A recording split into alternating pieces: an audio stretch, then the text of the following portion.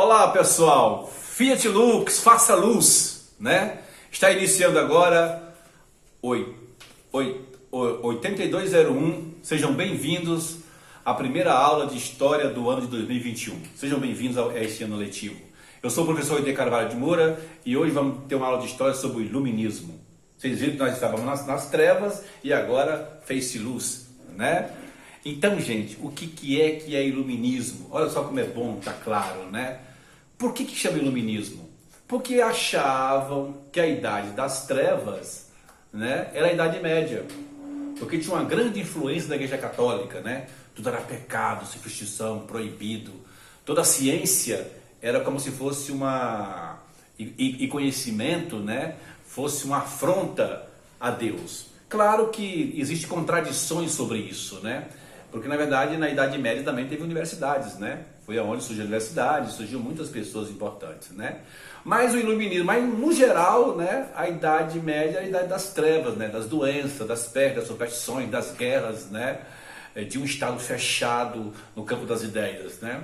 E o Iluminismo surge com isso, né? Com a ideia de guiar o caminho do que está escuro, né? Abranger o máximo possível de liberdade contra a intolerância religiosa, que achava e combatia o individualismo criativo, né, do homem, tanto para desenvolver o comércio, né, a usura de ganhar dinheiro, né, que a classe burguesa também queria naquele momento, né, porque a classe burguesa ela pagava muito imposto, mas não tinha poder político.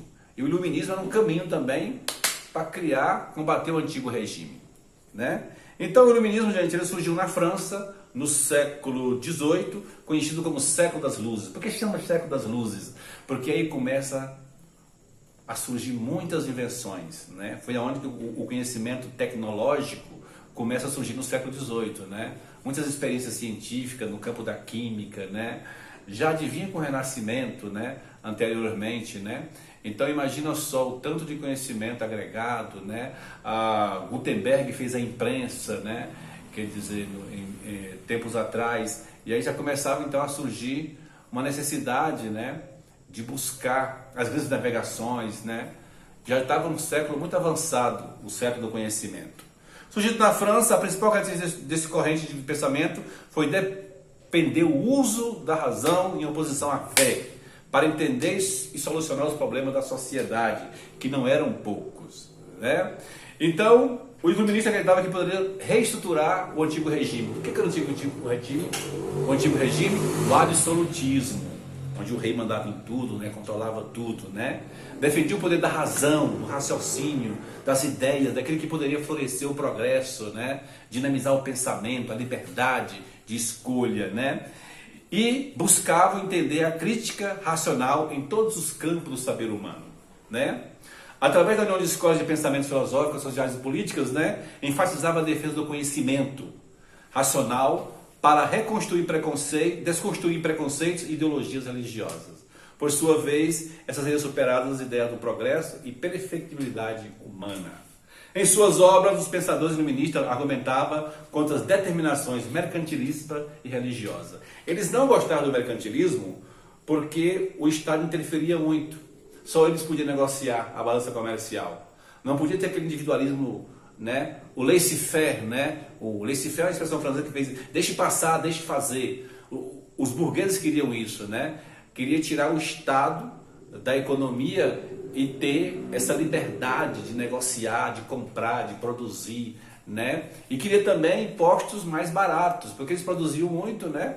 Porque na verdade a burguesia, ela recebia concessão do Estado monárquico, né, que trabalhava para pagar imposto para sustentar as pensões dos cortesãos, né, e dos nobres que ficavam no palácio lá, né, no Palácio de Versalhes, né, só comendo, caçando raposa, festas, banquetes. Essa classe, ela era simplesmente uma classe preguiçosa, né, era uma nobreza de hobby. Hobby é aquela coisa de dormir, né, comia, caçava, dormia pro quarto e pronto, né, enquanto a população ali, né, os pobres, os camponeses, o pessoal liberal que tinha algum servicinho, né? As oficinas faziam o trabalho, né?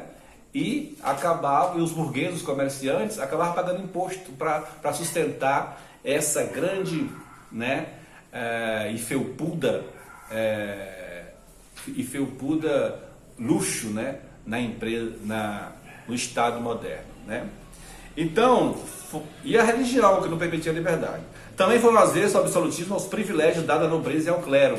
Então a igreja e a nobreza tinham muitos privilégios. A igreja não pagava imposto, né? Mas recebia muito dízimo, né? E no entanto, só quem pagava imposto eram os mais pobres e os burgueses que produziam isso, né? E esse iluminismo depois foi que estimulou a Revolução Francesa. Graças às ideias do iluminismo é que depois burguesia, né, e povo vai unir para derrubar o Luís XVI e Maria Antonieta, né, mais na frente, em 1789, tá certo?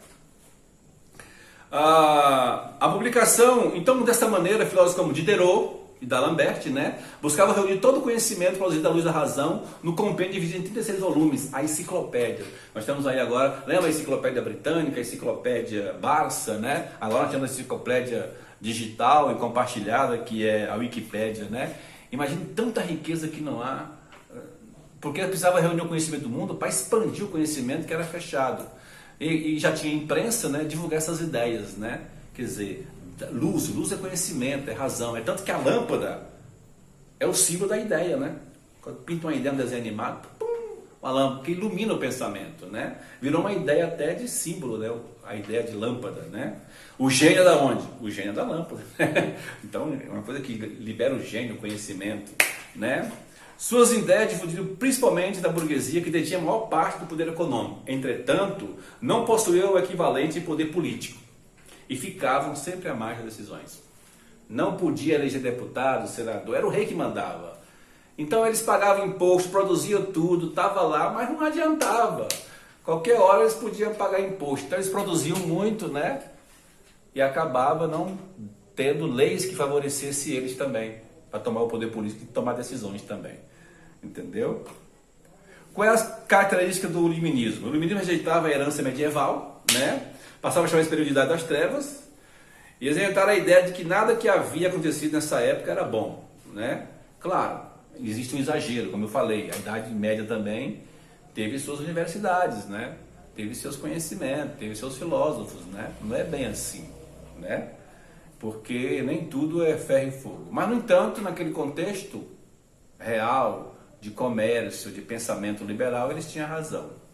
E o mercantilismo defendia a liberdade, o liberalismo, né? O liberalismo econômico, que podia ser livre para negociar, livre para pensar, né? Tanto econômico como intelectual também, né?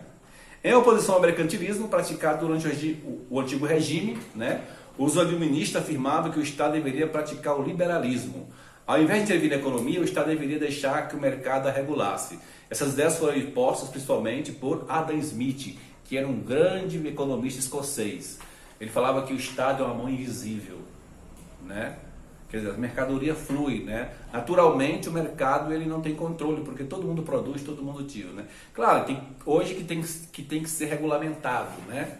Essa era uma ideia principal. Naquele contexto eles estavam corretos, né? Não pode negar. Mas hoje precisa também, as coisas mudam de acordo com o tempo, né? Porque também o Estado capitalista demais, livre, ele está aí, né? E ele acaba não sendo regulado e gerando miséria e fome, riqueza de poucos e muitos. Mas naquele momento isso era importante, né? Alguns, como Skersnaer, defendiam que a agricultura era a fonte da riqueza da nação, em detrimento do comércio, como defendido pelos mercantilistas, né? Então eles achavam que a terra e a agricultura também era importante, né? Eram os fisiocratas, né? Do que estava que o poder era da terra, né? Da natureza. Então teve muita gente nesse sentido, né? Tentando dar ideias, tá certo? Quanto à propriedade privada, não havia consenso entre os iluministas. John Locke enfatizava que a propriedade era um direito natural do homem, né? Todo homem tinha que ter propriedade privada, né? Nem que roubasse de outro. Já Jean-Jacques Rousseau apontava que essa era a razão dos males da humanidade. O Jean-Jacques Rousseau era um cara muito humanista, é o que se chama de, né? Ele criou um livro chamado O Contrato Social. Ele achava que os homens tinham que ter um contrato social, uma constituição, uma lei que pudesse dizer, né, organizar a vida.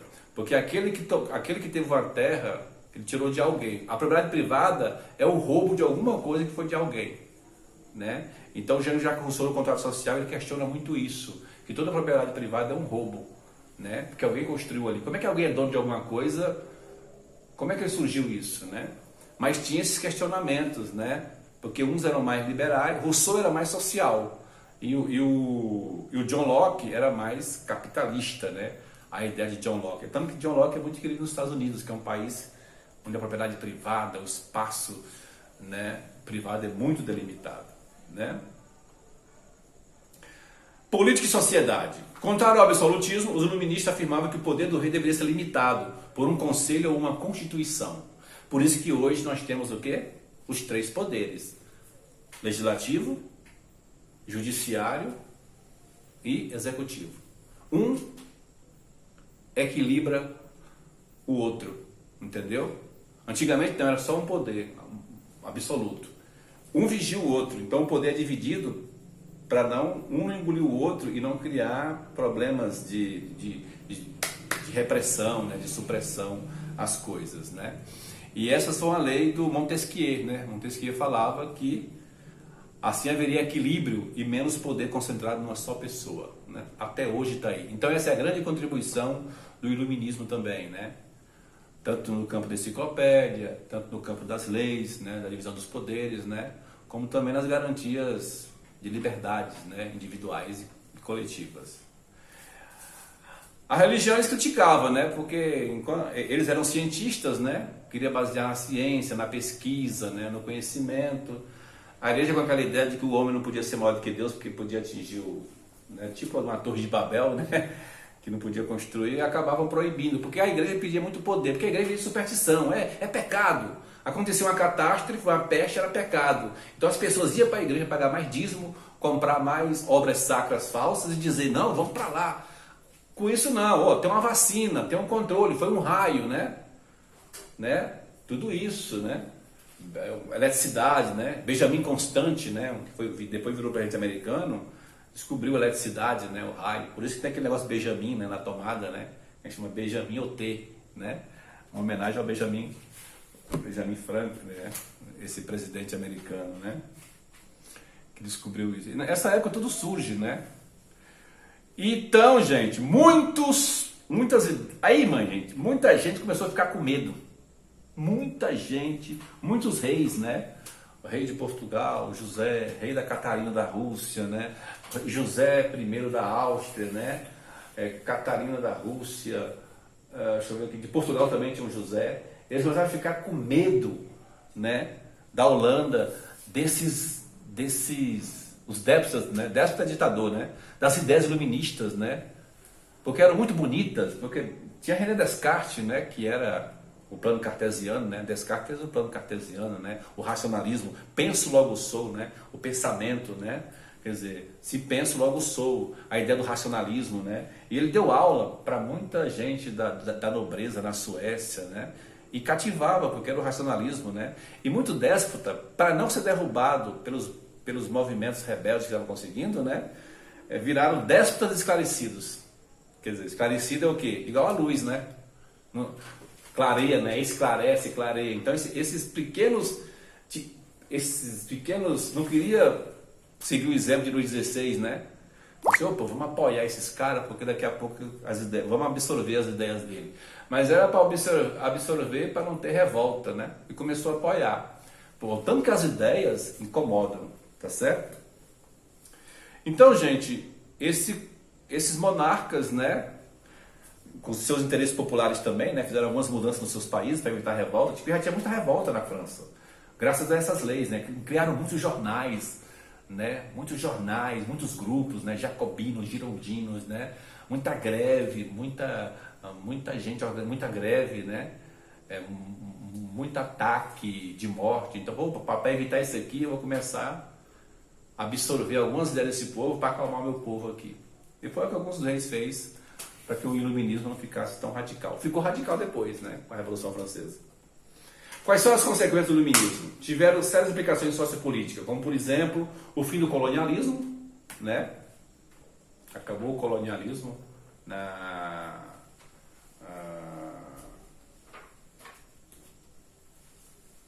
nas Américas, né? E do absolutismo e implantação do liberalismo econômico, né? O que é liberalismo econômico? O capitalismo ganha um poder de negociar mais, de comercializar. O Estado fica mais só controlando os impostos, a segurança, saúde e educação, né? Enquanto o comércio fica praticamente na mão dos capitalistas, dos burgueses, né? Bem como a liberdade religiosa, né? Porque o iluminismo, ele não era contra a religião, ele era contra a Igreja Católica porque ela simplesmente tinha preconceito em relação à ciência, mas defendia os judeus, né? Defendia que os muçulmanos, os judeus, defendia que se era para ter liberdade, todas as religiões deveriam ser, como se diz, toleradas, né? Isso foi muito importante, né? E culminou com a revolução mais importante de todas, né? A Revolução Francesa. E tudo que nós temos hoje de liberdade, igualdade, fraternidade, né? Vem dessa revolução, né? Os direitos do homem, do cidadão, né? O ensino, os museus, a arte, né? A questão do ensino básico, né? São ideias iluministas, são as ideias da Revolução Francesa. E mudou a época, né? Depois da Revolução Francesa é que surge a Idade Contemporânea. Então não podemos ignorar que o iluminismo, né? Ele simplesmente contribuiu muito para uma sociedade mais culta, mais crítica, com mais vontade de brigar por liberdade, né? E, consequentemente, para melhorar também as questões materiais e econômicas da sociedade, né? Se, por um lado, tem críticas, né?